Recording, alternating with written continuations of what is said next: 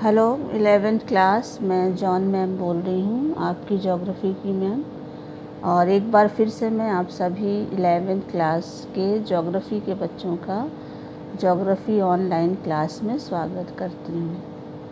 बच्चों, पिछले दिन हमने ज्योग्राफी का जो आपका फर्स्ट बुक है ना, भौतिक भूगोल के मूल सिद्धांत, ठीक है, इस फर्स्ट बुक का हमने फर्स्ट लेसन शुरू किया था। ठीक है, फर्स्ट लेसन क्या है आपका? भूगोल एक विषय के रूप में, है ना। तो इस लेसन में हम लोगों ने पिछले दिनों में जो जो चीज़ें पढ़ी थी, यानी इसका भाग 1 हम लोग पढ़ चुके हैं। अब आज हम लोग इसी लेसन का, यानी लेसन 1 का भाग 2 पढ़ेंगे ना, पार्ट 2 पढ़ेंगे। ठीक है, तो आगे बढ़ने से पहले जो पिछले दिनों हम लोगों ने पढ़ा था उसको एक बार रिवाइज कर लेते हैं, दोहरा लेते हैं। तो पिछले दिनों हम लोगों ने क्या पढ़ा था बच्चों कि भूगोल क्या है ना। फिर उसके बाद हम लोगों ने देखा था भूगोल का अर्थ, यानी उसका शाब्दिक अर्थ। ठीक है, फिर हमने पढ़ा था भूगोल की कुछ परिभाषाएं। आज हम लोग आगे बढ़ेंगे और आज हम लोग का टॉपिक है भूगोल एक समाकलन विषय के रूप में, है ना, इंटरग्रेटिंग जिसको हम इंग्लिश में बोलते हैं। समाकलन का मतलब क्या होता है बच्चों? समाकलन का मतलब होता है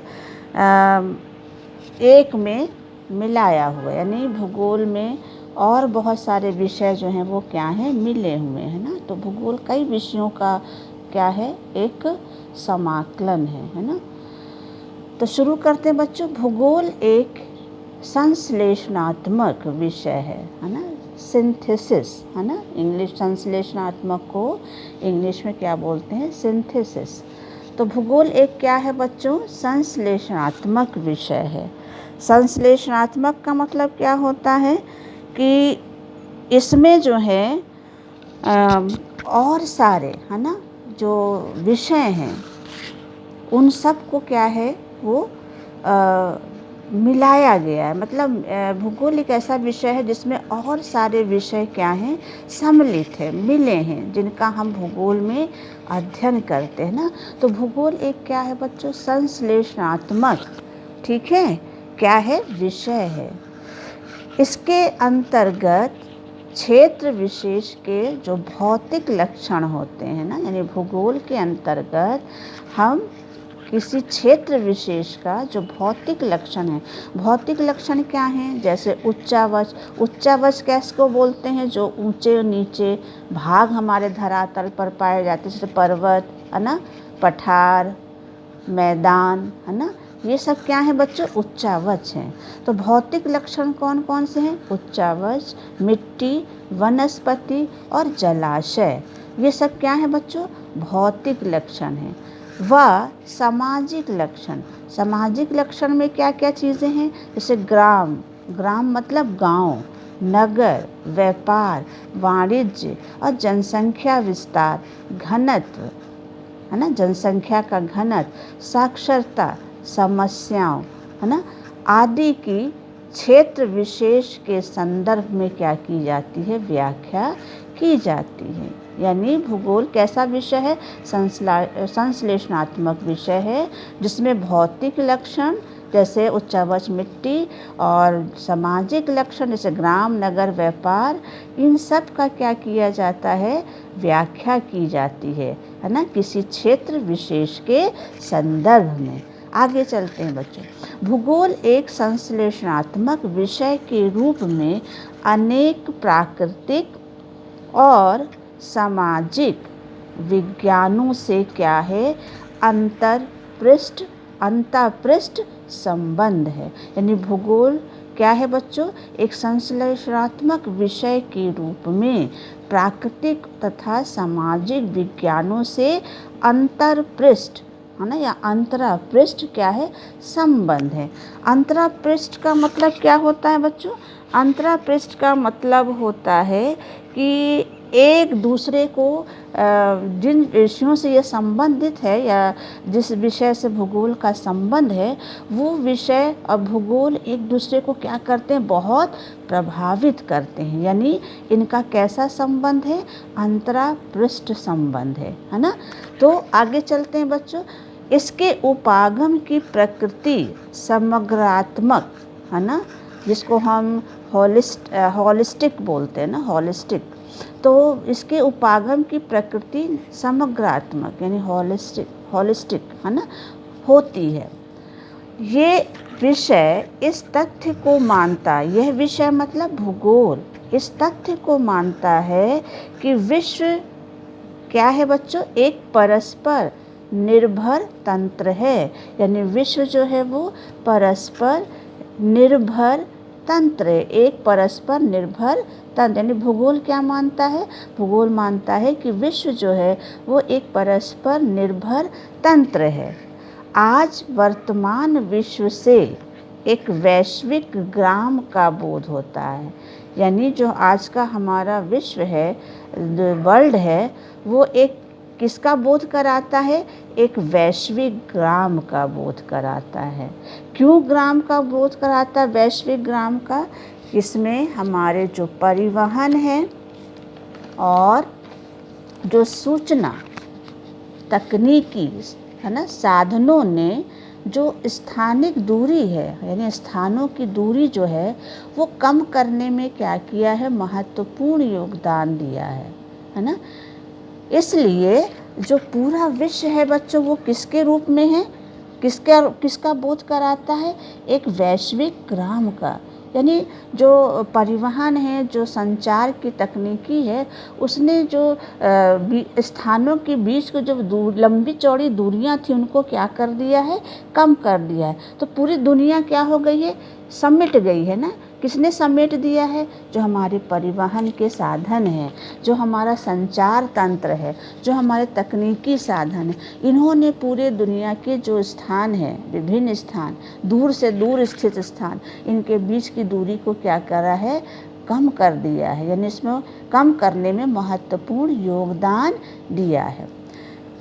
इससे स्थानिक विशेषताओं को और अधिक क्या हुई है, स्पष्टता प्राप्त हुई है। यानी जब दूरियां कम हो गई दुनिया के एक स्थान से दूसरे स्थान के बीच की, तो जो उन स्थानों में पाए जाने वाली विशेषताएं हैं है ना, जो वहाँ विशेष प्रकार के लक्षण पाए जाते हैं, वो और भी अधिक क्या हो गए, समझ में आने लगे, वो और अधिक क्या हो गए, स्पष्ट हो गए है ना। तो जैसे कि हम जानते, हमने देखा ना बच्चों की जो दूर जो यातायात के साधन है वो दूर के इलाकों को क्या करते हैं, आपस में जोड़ देते हैं है ना, बीच की दूरियां कम करते हैं। ऐसे जो आज का हमारा संचार तंत्र है ना, सूचना तंत्र है, तकनीकी है, इसने भी दूर दूर के स्थानों के बीच की दूरी क्या कर दी है, बहुत कम कर दी है।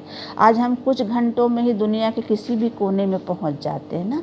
तो ये जो हमारी तकनीकी है, सूचना तकनीकी, परिवहन के जो आधुनिक साधन हैं, इन्होंने स्थानिक दूरी को क्या कर दिया, कम कर, जिससे जो विशाल दुनिया है वो क्या हो गई है, सिमट गई है, छोटी हो गई है। तभी कहा गया ना कि वैश्विक ग्राम का बोध कराती है ना। इस प्रकार भूगोल अब पहले से भी अधिक समग्रता के आधार पर अन्य विज्ञानों से अंतरापृष्ठ है ना रूप से क्या है, संबंधित विषय माना जाता है। इस तरह से भूगोल अब पहले से भी ज़्यादा क्या है बच्चों, समग्रता के आधार पर अन्य विज्ञानों से क्या है, अंतरापृष्ठ रूप से यानी घनिष्ठ रूप से क्या है, संबंधित विषय जो है वो माना जाता है। तो ये अभी हम लोगों ने क्या हेडिंग पढ़ा बच्चों, हम लोगों ने पढ़ा कि भूगोल एक समाकलन विषय के रूप में, यानी भूगोल समाकलन का हमने बताया ना, मतलब कि सभी विषयों को ये अपने में क्या कर लेता है, आत्मसात कर लेता है। यानी भूगोल में सभी विषय क्या हैं, सम्मिलित हैं, सभी विषयों की जानकारी है। इसलिए भूगोल एक कैसा विषय है, समाकलन विषय है ना। चलिए बच्चों आगे चलते हैं। भौतिक भूगोल एवं प्राकृतिक विज्ञान भौतिक भूगोल एवं प्राकृतिक विज्ञान। तो भौतिक भूगोल और जो भौतिक भूगोल की जो शाखाएं हैं, है ना, उनका प्राकृतिक विज्ञान से क्या है बच्चों, घनिष्ठ संबंध है ना। जैसे भू आकृति विज्ञान, जिसमें हम अपक्षय, अपरदन, भूकंप और जो पर्वत वगैरह है, जो उच्चावच है, उनका अध्ययन करते हैं, है ना। तो जो भौतिक विज्ञान है, भौतिक विज्ञान का संबंध किससे है बच्चों, भू विज्ञान से, है ना। भौतिक विज्ञान का संबंध किससे है, भू विज्ञान से, ठीक है। उसके बाद जो हमारा जलवायु विज्ञान है, जिसमें हम किन चीज़ों का अध्ययन करते हैं, तापमान, वर्षा, आर्द्रता। तो जलवायु विज्ञान का संबंध किससे है बच्चों, जलवायु विज्ञान का संबंध मौसम विज्ञान से है।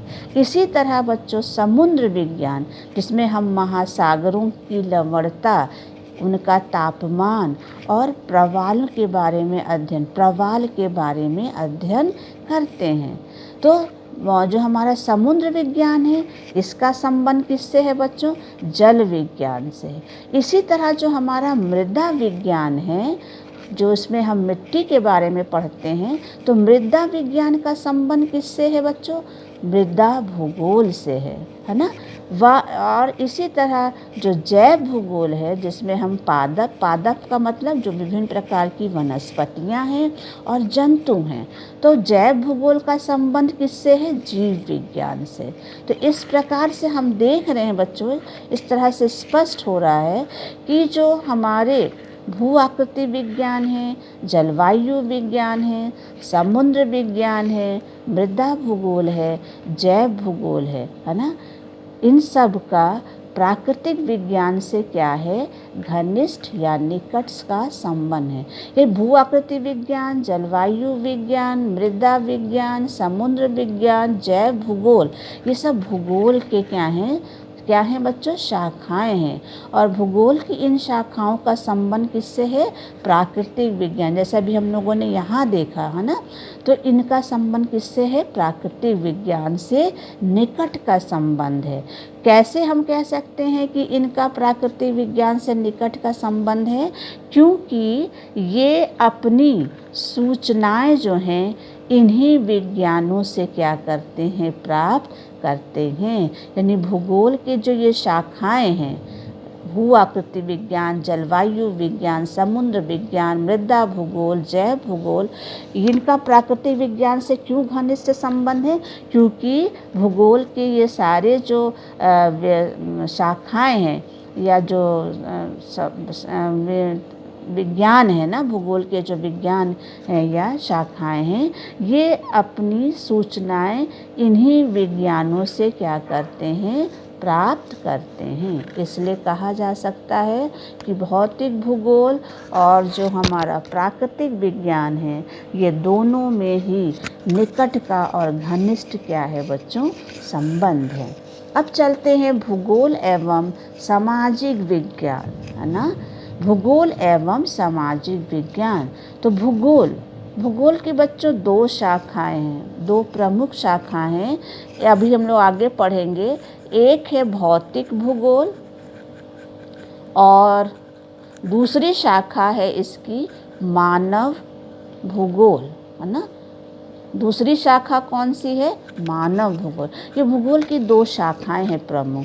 तो भूगोल का जो मानव भूगोल वाली शाखा है, यानी मानव भूगोल की जो शाखा है, इसका सामाजिक विज्ञान से घनिष्ठ संबंध है ना। तो भूगोल की जो कौन सी शाखा है, मानव भूगोल। तो मानव भूगोल का जो है सामाजिक विज्ञान से घनिष्ठ संबंध है।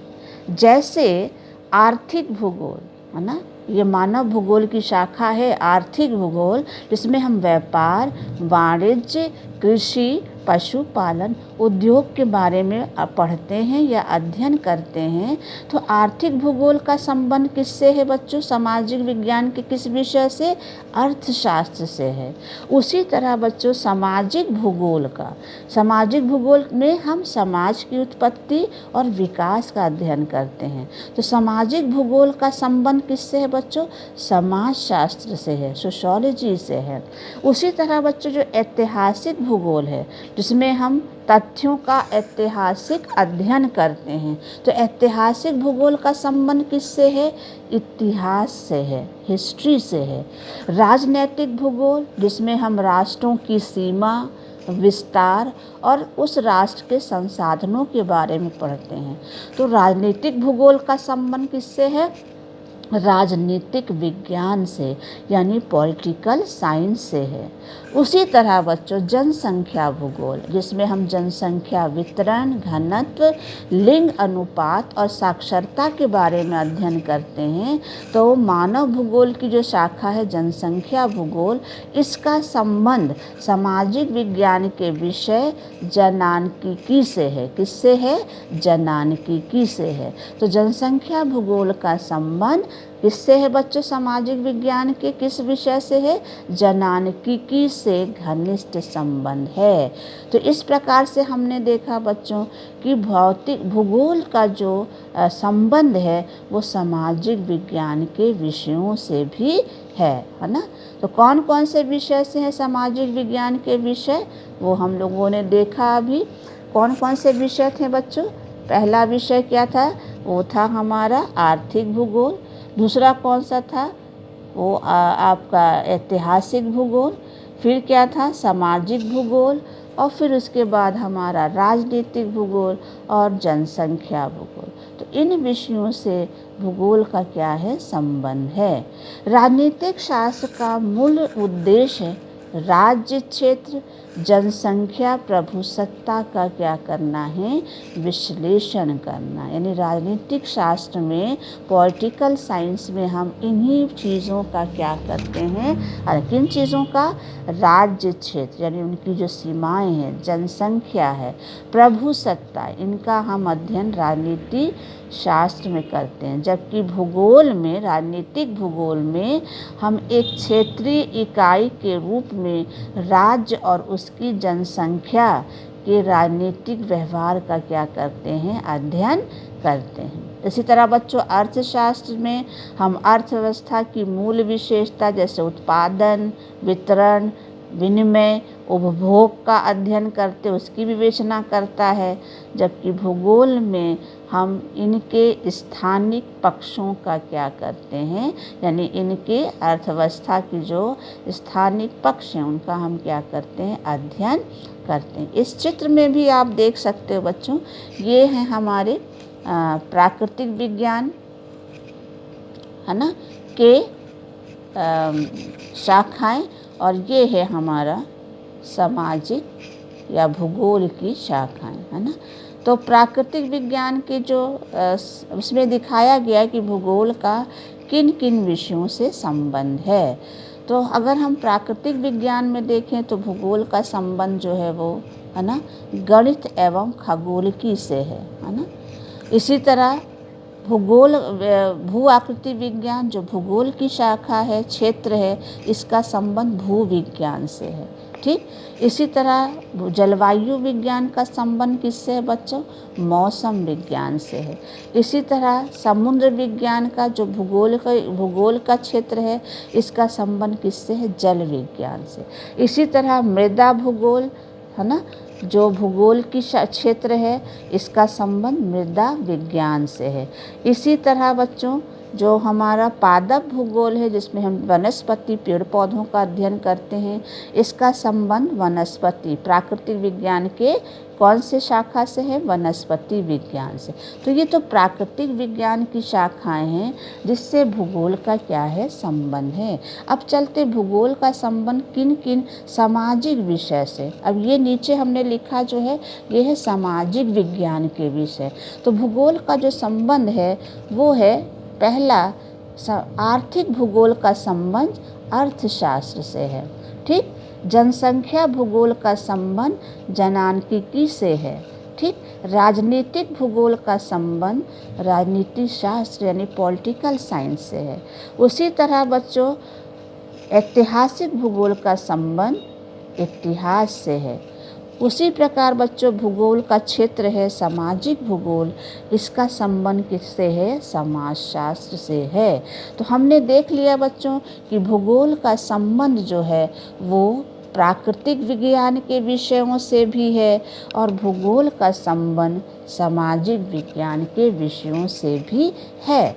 तो इस प्रकार उपर्युक्त विवेचन से ये स्पष्ट हो जाता है बच्चों कि भूगोल जो है वो प्राकृतिक विज्ञान के विषयों से भी संबंधित है और सामाजिक विज्ञान के भी विषयों से क्या है?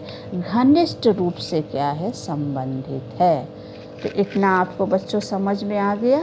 उम्मीद करते हैं समझ में आ गया होगा। नया विषय है आपके लिए। अगर बच्चों आपको कुछ भी समझ में ना आया हो, कुछ भी कन्फ्यूज़न हो तो आप हमसे ज़रूर से पूछिएगा, मैं आपको समझाऊंगी। ठीक है बच्चों, तो आज यहीं हम लोग अपना टॉपिक आज यहीं ख़त्म करते हैं। नेक्स्ट वीडियो में हम लोग इसका अगला भाग पढ़ेंगे। थैंक यू बच्चों।